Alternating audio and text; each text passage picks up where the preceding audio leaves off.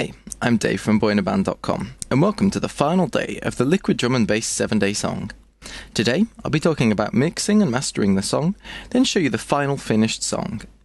Don't post your video responses to this video, post them to part 2 where the final song is. Okay, let's get started with the mixing. Make sure you're mixing with a mastering suite bypassed, since it can vastly change the sound, and if you make it sound good without mastering, then it'll sound even better when you edit. You generally want to keep the beat the loudest, closely followed by the bass, make sure the pads are decent, then everything else is to your own taste. Some effects can be really annoying if they're too loud, so be careful with anything that's too high-pitched. This also goes for hats and any cymbals you might have as well. You don't want them taking over your tune. Start by muting all the channels, then go to a section where you've got a decent amount of the tune playing, and unmute it one at a time, making sure everything's at a decent level.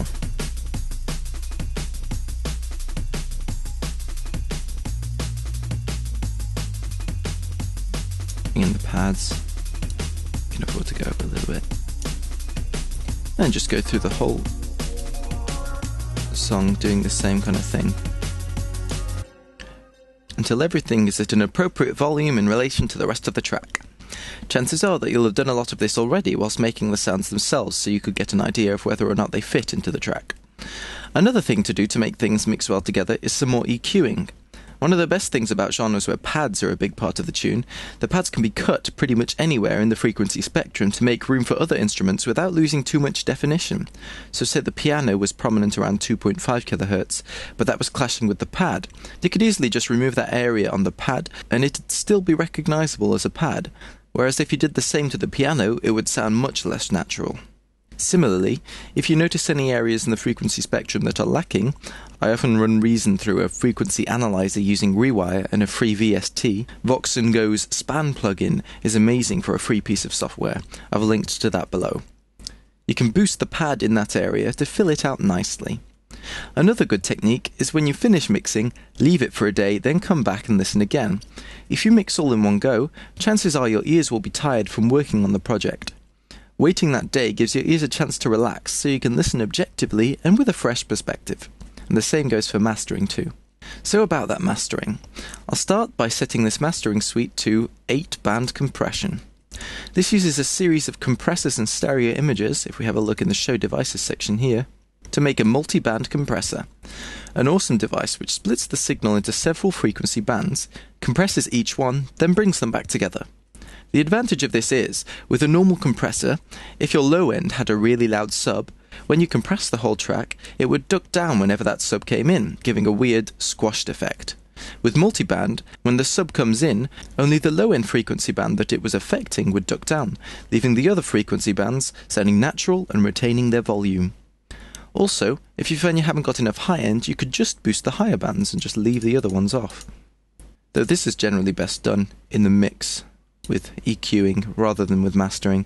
This technique helps to bring up the volumes of frequency bands that might not be so loud, and the more frequencies that are brought up, the louder the overall track feels. If you've been noticing that your track doesn't sound as bright or loud as professional songs, this tool can really help you on your way to getting there. You still need to take into account things like choosing samples with a wide frequency range in the first place, EQing, and mixing well, but this can really polish up your track in the mastering stages. So boost the input gain here up. Let's take it up a little bit more. If we take a listen as it's playing, if we bypass it for now, wait for it to kick in, there we go, and jig it on, you can hear it really brings the track up there. Lastly, we're going to add a maximizer. So right click the combinator, the M-Class Mastering Suite combinator, and create an M-Class maximizer, and let's just move it above so we can see the signal chain clearly. And make sure you hit the 4 milliseconds look ahead, and this just stops any peaking you might get from pushing the multiband a bit too hard. So take a look if we remove the limiter and the 4 milliseconds look ahead, and intentionally make it so that it peaks nicely, well, not so nicely, because it's peaking right there. If we turn on the 4 milliseconds look ahead and play the same thing, we can see that when the limiter's turned on, it stops that peaking, but it does result in a kind of a squashed tone, so that's why you have to be careful with your input gain. Alrighty, so that's the mixing and mastering done. Don't forget to rate this video, then join me in part 2 where I'll be playing my full finished 7-day song.